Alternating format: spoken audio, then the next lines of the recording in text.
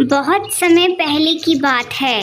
एक छोटे से गांव में भोला नाम का व्यक्ति रहता था। वह बहुत ही अमीर था, लेकिन इतना अमीर होने के बावजूद उसकी इतनी कंजूसी के कारण उसको कोई भी पसंद नहीं करता था। भोला का स्वभाव ऐसा था कि वह अपने पैसों के मामलों में बहुत ही सावधानी बरतता था और किसी को भी एक पैसा देने में हिचकिचाता था। उसी गांव में एक गरीब किसान रहता था जिसका नाम गोपाल था।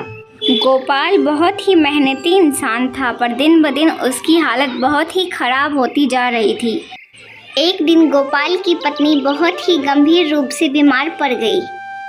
गोपाल ने बहुत ही कोशिश की, लेकिन उसकी पत्नी के इलाज के लिए उसके पास पैसे नहीं थे। इतना परेशानी होने के बाद गोपाल के मन में ख्याल आया कि क्यों ना भोला सेठ से पैसा लिया जाए। गोपाल ने भोला सेठ का दरवाज़ा खटखटाया। सेठ ने दरवाज़ा खोला और गोपाल को देखा। गोपाल ने अपनी समस्या बताते हुए कहा, सेठ जी, मेरी पत्नी बहुत ही बीमार है और मेरे पास इलाज के लिए पैसे नहीं हैं। कृपया आप कुछ मेरी मदद करें। तुम्हें हमेशा दूसरों से उम्मीद क्यों रहती है? मैं अपने मेहनत की कमाई यूं ही किसी को नहीं दे सकता। गोपाल निराश होकर वापस अपने घर की ओर चल देता है। उसने गांव में अन्य लोगों से मदद मांगी, लेकिन किसी ने उसकी मदद नहीं की। गोपाल की पत्नी की हालत और भी बिगड़ने लगी। कुछ दिनों बाद गांव में एक साधु बाबा आए। साधु बाबा का गांव में बहुत ही सम्मान था और गांव वाले उनकी शिक्षाओं को बहुत ही मानते थे। एक दिन गोपाल ने अपनी समस्याएं साधु बाबा के सामने रखी।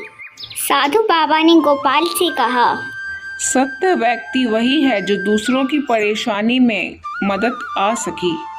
बेटा, तुम परेशान मत हो, ऊपर वाले पर भरोसा रखो, सब ठीक हो जाएगा। साधु बाबा ने गांव के सभी लोगों को इकट्ठा करवाया और एक योजना बनवाई। साधु बाबा ने सभी गांव के लोगों से मदद की उपेक्षा करी। साधु बाबा के कहने पे सभी लोगों ने गोपाल की मदद की। गोपाल की बीवी अब स्वस्थ हो गई। गोपाल अपनी बीवी के साथ खुशी खुशी अब रहता है।